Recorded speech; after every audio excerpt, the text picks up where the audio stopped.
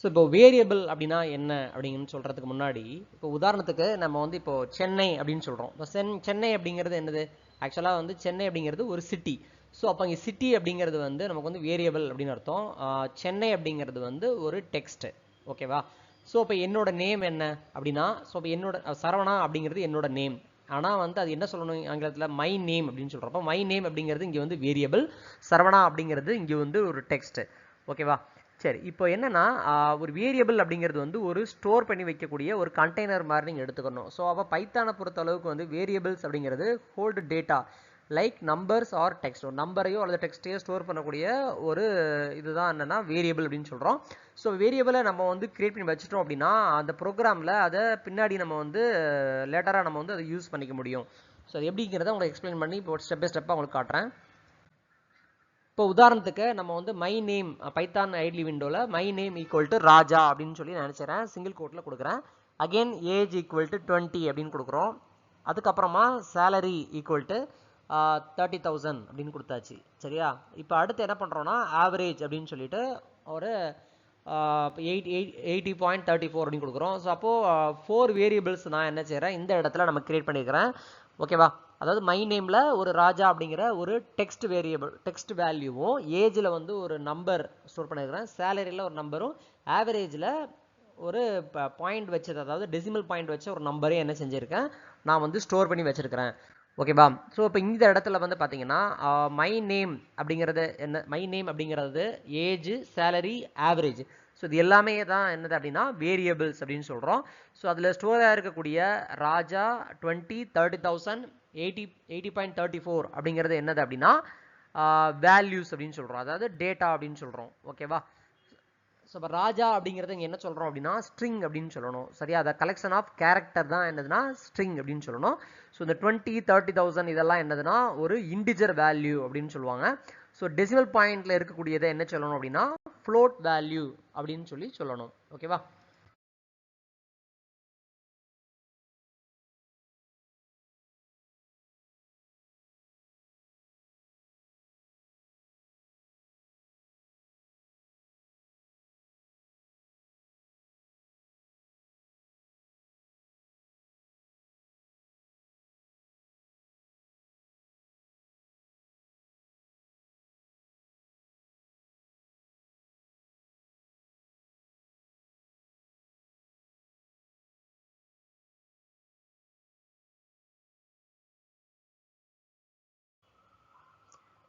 இப்போ வேரியபிளில் வந்து என்ன செய்கிறோம் ஏஜ் அப்படின்னு சொல்லிட்டு திரும்பி ஒரு தடவை காட்டுறேன். ஏஜ் ஈக்குவல் டு 40 அப்படின்னு சொல்லி கொடுக்குறோம்.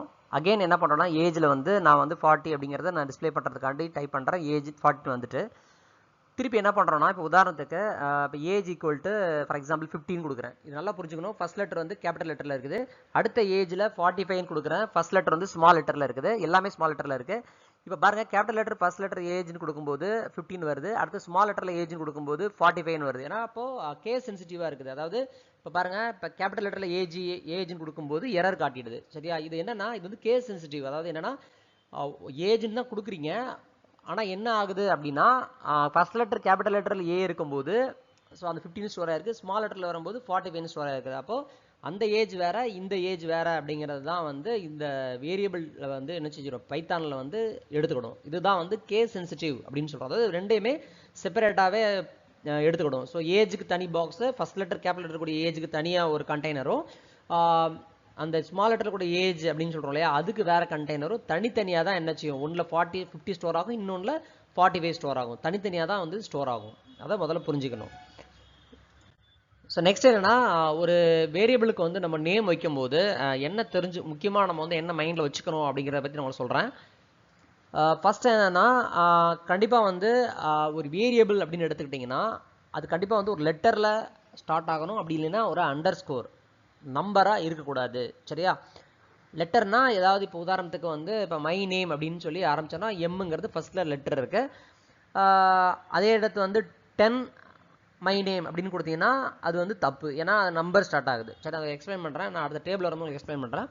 அதே மாதிரி use letters, numbers and under scores only. சரியா? அது வந்து வேரியபிள் டிக்ளேர் பண்ணும்போது லெட்டர்ஸ் யூஸ் பண்ணலாம், நம்பர்ஸ் யூஸ் பண்ணலாம், அண்டர் ஸ்கோர் பயன்படுத்தலாம். மற்றபடி ஸ்பெஷல் கேரக்டர்ஸ் எதையுமே பயன்படுத்தக்கூடாது. ஃபார் எக்ஸாம்பிள் டாலரு, ஸ்டாரு இந்த மாதிரி அண்டு இந்த மாதிரி எதையுமே நீங்கள் என்ன செய்யக்கூடாது வேரியபிள் கிரியேட் பண்ணும்போது கொடுக்கக்கூடாது.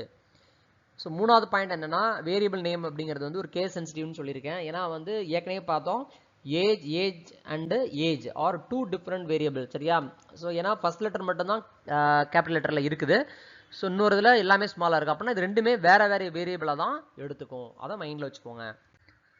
இப்போ வந்து எக்ஸாம்பிள்ஸ் சிலது காட்டுறேன். இப்போ பாருங்க மை நேம் ஈக்குவல் டு ராஜா அப்படின்னு கொடுத்தாச்சு. ஸோ அப்போ இந்த இடத்துல பாருங்க வேரியபிளுக்கு இடையில இந்த மாதிரி என்ன செய்யக்கூடாது, ஸ்பேஸ் இருக்கக்கூடாது. இருந்துச்சுன்னா அது வந்து ப்ரோக்ராமில் எரர் காட்டும். இது வந்து இன்வேலிட் வேரியபிள்.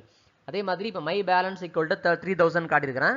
இதே வேரியபிளில் வந்து முன்னாடி என்ன செய்யக்கூடாது, நீங்கள் நம்பரில் 10 அப்படின்னு போட்டு மை பேலன்ஸ் அப்படின்னு சொல்லி என்ன செய்யக்கூடாது, காட்டக்கூடாது. காட்டிங்கன்னா இந்த மாதிரி கிரியேட் பண்ணாலும் இது தவறாகும். அதே மாதிரி அண்டர் ஸ்கோர் போட்டு ஃபார் எக்ஸாம்பிள் மை ஏஜ் அப்படின்னு கொடுத்தோம்னா ஈக்குவல் டு 40 கொடுக்குறோம்னா இது ஓகே. மை ஏஜ்ங்கிறது வந்து ஒரு வேலிட் வேரியபிள். இதே வந்து டேரெக்டாக 10 ஈக்குவல் டு 40 அப்படின்னு கொடுத்தீங்கன்னா இது வந்து தப்பு. ஏன்னா 10ல் போய் என்ன செய்ய முடியாது, 40யை ஸ்டோர் பண்ண முடியாது. ஸோ சேம் டைம் வந்து நம்பரில் ஸ்டார்ட் ஆகிறதுனால இது வந்து இன்வேலிட் வேரியபிள். அடுத்து பார்த்தீங்கன்னா சிட்டி ஈக்குவல் டு மதுரை அப்படின்னு சொல்லி கொடுக்குறோம். ஸோ அதே இதில் வந்து நீங்கள் என்ன செய்யக்கூடாதுன்னா சிங்கிள் கோட்டில் போயிட்டு சிட்டி அப்படின்னு கொடுத்துட்டு ஈக்குவல் டு சிங்கிள் கோட்டில் மதுரைன்னு கொடுத்தா இது தப்பு. ஏன்னா சிங்கிள் கோட்டில் அது வரக்கூடாது வேரியபிள்ங்கிறது. ஸோ நல்லா புரிஞ்சுக்கோங்க, வேரியபிள் டிக்ளேர் பண்ணுறதுல எக்காரணத்தை கொண்டு ஸ்பேஸ் விடக்கூடாது. அப்படி உங்களுக்கு ஸ்பேஸ் வேணும் அப்படின்னு நினச்சிங்கன்னா மை நேம் அதுக்கு இடையில ஒரு அண்டர் ஸ்கோர் கொடுத்தீங்கன்னா ஸோ ஓகே, அது வந்து ஒரு வேலிட் வேரியபிளாக இருக்கும். ஸோ அதுக்கப்புறமா இப்போ என்ன பார்க்க போகிறோம் அப்படின்னா printing variables and using type function ரொம்ப ரொம்ப முக்கியம். இப்போ நம்ம வந்து ஒரு வேரியபிளில் என்ன ஸ்டோர் ஆயிருக்கு அப்படின்னு பார்க்குறதுக்கு இப்போ என்ன உதாரணத்துக்கு என்ன பண்ணோம் அப்படின்னா மை நேம் ஈக்குவல் டு ராஜா அப்படின்னு கொடுத்தோம். சிங்கிள் கோட்டில் ராஜான்னு கொடுத்தோம். திருப்பி மை நேம்னு டைப் பண்ண உடனே என்ன ஆயிடுச்சு, அந்த மை நேமில் என்ன இருந்ததோ அதை பிரிண்ட் பண்ணிடுச்சு. ஸோ இதுக்கு பதிலாக நம்ம என்ன பண்ணலாம் அப்படின்னா to see the values of variable use print. printன்னு ஒரு ஃபங்க்ஷன் இருக்குது. இந்த printங்கிற ஃபங்க்ஷனோட வேலை என்ன அப்படின்னா இந்த print அப்படிங்கிற ஸ்கொயர் ப்ராக்கெட்டுக்குள்ளே நம்ம என்ன கொடுக்குறோமோ, அதாவது இப்போ உதாரணத்துக்கு பிரிண்ட் மை நேம் அப்படின்னு கொடுத்தீங்கன்னா மை நேம் அப்படிங்கிற வேரியபிளில் என்ன ஸ்டோர் ஆயிருக்கு அப்படிங்கிறத காட்டக்கூடியது தான் இந்த பிரிண்ட் அப்படிங்கிற ஃபங்க்ஷன். அதுக்கப்புறமா வந்து அந்த வேரியபிள் ஒரு வேரியபிளில் எந்த மாதிரி டேட்டா டைப் வந்து ஸ்டோர் ஆயிருக்குது, ஒரு நம்பர் ஸ்டோர் ஆயிருக்கா இல்லது ஒரு டெக்ஸ்ட் ஸ்டோர் ஆயிருக்கா, அப்படி இல்லைன்னா ஒரு ஃப்ளோட்டிங் டெசிமல் பாயிண்ட் ஸ்டோர் ஆயிருக்குதா அப்படிங்கிறத செக் பண்ணுறதுக்கு என்ன ஃபங்க்ஷன் யூஸ் பண்ணலாம் அப்படின்னா டைப் ஃபங்க்ஷனை யூஸ் பண்ணலாம். ஸோ இந்த ரெண்டுமே ரொம்ப ரொம்ப முக்கியம். ஸோ இப்போ எக்ஸாம்பிள் காட்டுறேன் உங்களுக்கு. இப்போ உதாரணத்துக்கு பிரிண்ட் அப்படின்னு போட்டுட்டு என்ன பண்ணுறேன்னா மேலே பாருங்கள் ஏஜ் சேலரி மை நேமில் ஸ்டோர் பண்ணியிருக்கிறேன். இப்போ பிரிண்ட்னு கொடுத்து ஏஜ் அப்படின்னு கொடுக்கும்போது அந்த ஏஜில் என்ன ஸ்டோர் ஆயிருக்கு அப்படிங்கிறத காட்டுது. இந்த பிரிண்ட் ஃபங்க்ஷனோட இன்னொரு அட்வான்டேஜாக என்ன அப்படின்னா இப்போ உதாரணத்துக்கு சிங்கிள் கோட்டில் போயிட்டு ஹலோ அப்படின்னு சொல்லி சிங்கிள் கோட்டை க்ளோஸ் பண்ணுறேன், ஒரு கமா அப்படின்னு கொடுக்குறேன். கொடுத்துட்டு என்ன பண்ணுறேன்னா மை நேம் அப்படின்னு கொடுத்தோன்னா ஹலோ அப்படின்னு போட்டு மை நேம்னு வரும்போது மை நேமில் என்ன ஆல்ரெடி ஸ்டோர் ஆயிருக்கு, ராஜான்னு ஸ்டோர் ஆயிருக்கு. ஸோ அந்த ராஜா அப்படிங்கிறத என்ன பண்ணிடும், அது வந்து சேர்த்து பிரிண்ட் பண்ணணும். ஸோ அப்போ என்ன ஆகும், ஹலோ ராஜா அப்படின்னு சொல்லி என்ன செஞ்சிடும், இது வந்து பிரிண்ட் ஆகிக்கும். ஸோ இது வந்து ஒரு பெரிய ஒரு அட்வான்டேஜ். ஸோ அதுக்கு தான் டேரெக்டாக பிரிண்ட் பண்ணுறதுக்கும் லெட்டரில் பிரிண்ட் பண்ணுறதுக்கும் உள்ள வித்தியாசம். அடுத்து பாருங்கள், இப்போ இதே வந்து பிரிண்ட் அப்படின்னு கொடுத்துட்டு நான் சொன்னேன் டைப்புங்கிற ஃபங்க்ஷனை பற்றி சொன்னேன். இப்போ ஸோ பிரிண்ட் டைப்னு போட்டு ப்ராக்கெட்டுக்குள்ளே ஏஜ் அப்படின்னு கொடுத்தீங்கன்னா ஸோ அப்போ ஏஜில் என்ன ஸ்டோர் ஆயிருக்குது, ஒரு இன்டிஜர் வந்து ஸ்டோர் ஆயிருக்கு அப்படிங்கிறத காட்டுறதுக்கு தான் இந்த டைப் அப்படிங்கிற இந்த ஃபங்க்ஷன். இதே வந்து பிரிண்ட் டைப்னு கொடுத்துட்டு அகெயின் என்ன செய்கிறேன் மை நேம் அப்படின்னு கொடுக்குறேன். அப்போ மை நேம்ங்கிற வேரியபிளில் என்ன ஸ்டோர் ஆயிருக்கு அப்படின்னு பார்க்கணுன்னா நீங்கள் ஜஸ்ட் இந்த மாதிரி ப்ராக்கெட் க்ளோஸ் பண்ணிவிட்டு என்டர் பண்ணிங்கன்னா ஸோ ஸ்ட்ரிங் அப்படிங்கிறது ஸ்டோர் ஆயிருக்கு. அதுக்கப்புறம் பார்த்தீங்கன்னா பிரிண்ட் அப்படின்னு கொடுத்துட்டு இப்போ உதாரணத்துக்கு ஸோ இந்த மாதிரி டிஃப்ரெண்ட் டைப்பாக நம்ம வந்து ஒரு வேரியபிளில் என்ன டைப் ஆஃப் இது ஸ்டோர் ஆயிருக்கு அப்படின்னு கண்டுபிடிக்கிறதுக்கு தான் நம்ம இந்த டைப்புங்கிற ஃபங்க்ஷன். இப்போ மார்க் ஈக்குவல் டு நான் 40.54 கொடுக்குறேன். ஸோ அப்போ இதோட டைப் என்னன்னு தெரிஞ்சுக்கிறதுக்கு டைப்னு போட்டு மார்க்னு போட்டால் அது வந்து ஃப்ளோட் வேல்யூ. இது வந்து என்ன சொல்லுவாங்கன்னா ஃப்ளோட் வேல்யூ. ஸோ எதை என்னென்ன நேமில் வச்சு சொல்லுவாங்க அப்படிங்கிறத நல்லா ஞாபகம் வச்சுக்கோங்க.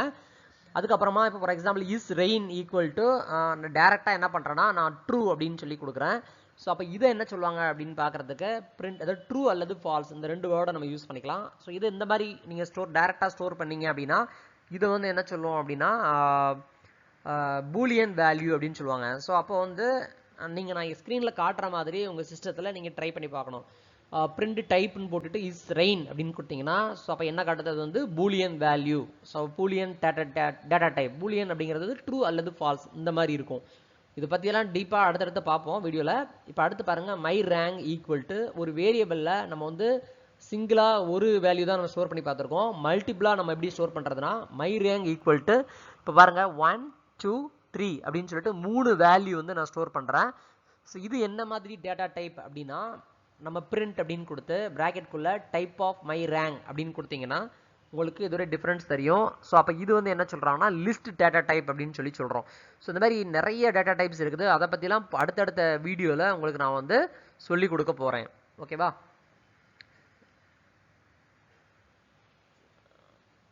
ஸோ இப்போ உங்கள் லேப்டாப்பில் தயவு செஞ்சு நீங்கள் என்ன சொல்லிக் கொடுத்த மாதிரியே வீடியோ ரீவைண்ட் பண்ணி திருப்பி ட்ரை பண்ணி பாருங்கள். ஸோ அடுத்தது பார்த்தீங்கன்னா டைனமிக் டைப்பிங்னா என்ன அப்படின்னு பார்க்க போகிறோம். ஸோ டைனமிக் டைப்பிங் அப்படிங்கிறது என்னன்னா, you can reassign A variable to A different data type. This is called dynamic typing. அதாவது என்னன்னா, இப்போ உதாரணத்துக்கு நான் இப்போ ஒரு எக்ஸாம்பிள் காட்டுறேன் உங்களுக்கு. இப்போ பாருங்க, ஏஜ் ஈக்குவல் டு என்ன பண்ணுறோம் அப்படின்னா 40 அப்படின்னு கொடுத்துட்டோம். இப்போ என்ன பண்ணுறேன், ஏஜ் ஈக்குவல் டு 14 கொடுத்தா 14 வந்துருச்சு. இப்போ ஏஜ் ஈக்குவல் டு என்ன பண்ணுறோம், அதே இதில் ஒரு நேம் கொடுக்குறேன், ராஜ் அப்படின்னு கொடுக்குறேன். இப்போ நீ ஏஜில் என்ன ஆகுது, ராஜ்னு காட்டுது. அப்போ என்னன்னா, நீங்கள் ஃபர்ஸ்ட் டைம் என்ன பண்ணுறோம், நம்பரை ஸ்டோர் பண்ணுறோம், அடுத்த இடம் அந்த வேரியபிளில் ஒரு நேமை ஸ்டோர் பண்ணுறோம். இந்த மாதிரி வந்து டிஃப்ரெண்ட்டாக நீங்கள் என்ன செஞ்சுக்க முடியும், ஒரு வேரியபிளில் வேறு டேட்டா டைப்பாக நம்ம ஸ்டோர் பண்ணிக்க முடியும். இதுக்கு பேர் வந்து டைனமிக் டைப்பிங் அப்படின்னு சொல்கிறோம். ஓகேவா? சரி, இப்போது இந்த வீடியோவில் நம்ம முழுமையாக வந்து வேரியபிள்லாம் என்ன, ஸோ வேரியபிள் எப்படி ஸ்டோர் ஆகுது, எப்படி ரன் ஆகுது, அப்புறம் டேட்டா டைப் எப்படி ஸ்டோர் ஆகுது, ஸோ அதில் எந்த மாதிரி நம்ம யூஸ் பண்ணணும் அப்படிங்கிறத பற்றி விரிவாக நம்ம பார்த்தோம். ஸோ இப்போ அடுத்த வீடியோவில் வந்து இன்னும் அட்வான்ஸாக இன்புட் அண்ட் அவுட்புட் ஃபங்க்ஷன்ஸ், சரியா, அதை பற்றி தான் அடுத்த வீடியோவில் பார்க்க போகிறோம்.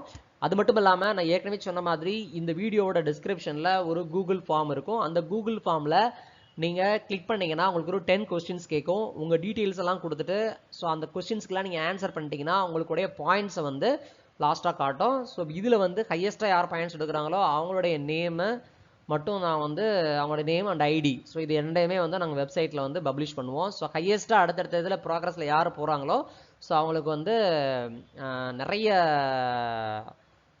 ஃபைனலாக வந்து இதில் யார் வந்து பாஸ் ஆகுறாங்களோ ஸோ அவங்களுக்கு வந்து ஃபைனல் அசஸ்மெண்ட் அப்படின்னு சொல்லிட்டு ஒரு கான்செப்டும் நாங்கள் வந்து கொண்டு வர போகிறோம். ஸோ அது எல்லாமே அடுத்தடுத்த வீடியோவில் அவங்களுக்கு வந்து நாங்கள் வந்து நிறைய அட்வான்டேஜஸாக நிறைய கொடுக்க போகிறோம். ஸோ தொடர்ந்து இந்த யூடியூப் சேனலை பாருங்கள். அடுத்து சந்திப்போம். நன்றி, வணக்கம்.